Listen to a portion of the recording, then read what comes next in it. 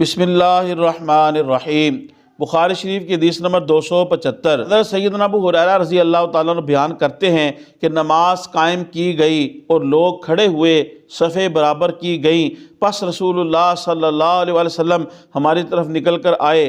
پس جب آپ اپنے مصلی پر کھڑے ہوئے تو آپ صلی اللہ علیہ وسلم کو یاد آیا کہ آپ جنبی ہیں۔ آپ نے فرمایا تم لوگ اسی طرح کھڑے رہو۔ پھر آپ صلی اللہ علیہ وسلم گئے، پس آپ صلی اللہ علیہ وسلم نے غسل کیا، پھر ہماری طرف نکل کر آئے، اس حال میں کہ آپ کے سر سے پانی کے قطرے ٹپک رہے تھے۔ بس ہم نے آپ صلی اللہ علیہ وسلم کے ساتھ نماز پڑھی۔ خواتین و حضرات، اس حدیث پاک کے اندر ہے کہ پیارے نبی صلی اللہ علیہ وسلم کے تشریف لانے سے پہلے صفیں برابر ہو گئیں، لوگ نماز کے لیے کھڑے ہو گئے، حالانکہ آپ صلی اللہ علیہ وسلم کا فرمان عالی شان ہے تم اس وقت تک نہ کھڑے ہو جب تک کہ تم مجھے نہ دیکھو۔ تو اس موقع پر صحابہ کرام رضوان اللہ مجمعین کو دیکھنے سے پہلے کس طرح کھڑے ہو گئے، یعنی حضور ابھی تشریف نہیں لائے اور صحابہ کھڑے ہو گئے، صفوں کو سیدھا کر لیا، برابر کر لیا، تو یہ ایک اعتراض ہے۔ محدثین نے اس کا یہ جواب دیا کہ ایسا ایک مرتبہ یا دو مرتبہ بیان جواز کے لیے ہوا تھا، یا کسی عذر کی وجہ سے، یا آپ صلی اللہ علیہ وسلم نے یہ ارشاد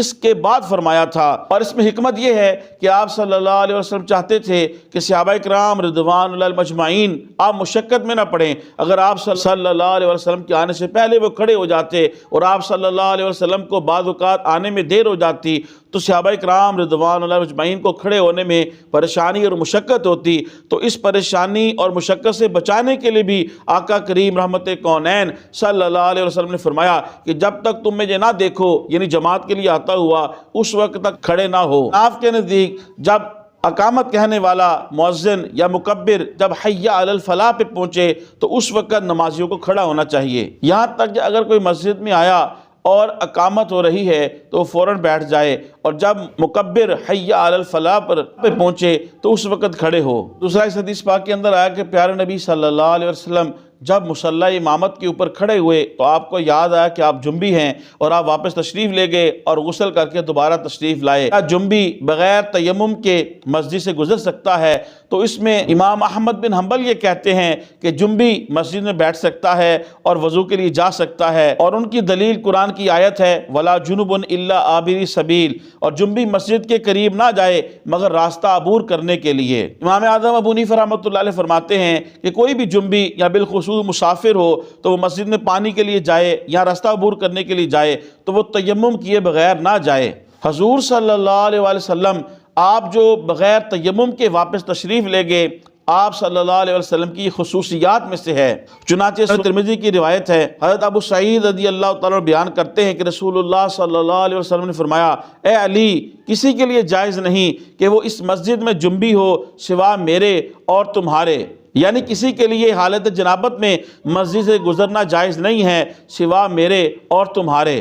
اسی طرح سنن ابو داؤد شریف کی روایت ہے، حضرت عائشہ رضی اللہ تعالیٰ عنہ بیان کرتی ہیں کہ رسول اللہ صلی اللہ علیہ وسلم آئے تو آپ کے صاحب نے اپنے گھروں کے دروازے مسجد میں نکالے ہوئے تھے۔ آپ صلی اللہ علیہ وسلم نے فرمایا ان گھروں کے دروازوں کا مسجد سے رخ پھیر دو۔ نبی صلی اللہ علیہ وسلم دوبارہ آئے اور لوگوں نے اس سلسلے میں کوئی کارروائی نہیں کی تھی، اس امید پر کہ اس معاملے میں کوئی رخصت نازل ہو جائے۔ تو پھر نبی صلی اللہ علیہ وسلم ان کے پاس گئے اور فرمایا ان گھروں کے دروازوں کا مسجد سے رخ پھیر دو، کیونکہ میں حائضہ اور جنبی کے لیے مسجد کو حلال نہیں کرتا۔ شیخ الحدیث علامہ غلام رسول سعیدی صاحب رحمۃ اللہ علیہ لکھتے ہیں کہ اللہ پاک نے قرآن حکیم کے اندر جنبی کے لیے جو مسجد سے راستہ عبور کرنے کی اجازت دی ہے اسے عذر پہ محمول کیا جائے گا اور مجبوری پہ محمول کیا جائے گا۔ عذر اور مجبوری کی بنا پر تیمم کر کے مسجد سے گزرنا جائز ہے، اور اسی میں احترام مسجد ہے، اور اس سے قرآن مجید اور احادیث سنن ترمذی سنن ابی داؤد کی روایت میں نے ابھی آپ کے سامنے پڑھی ہے، جس کے اندر حضور صلی اللہ علیہ وسلم نے جنبی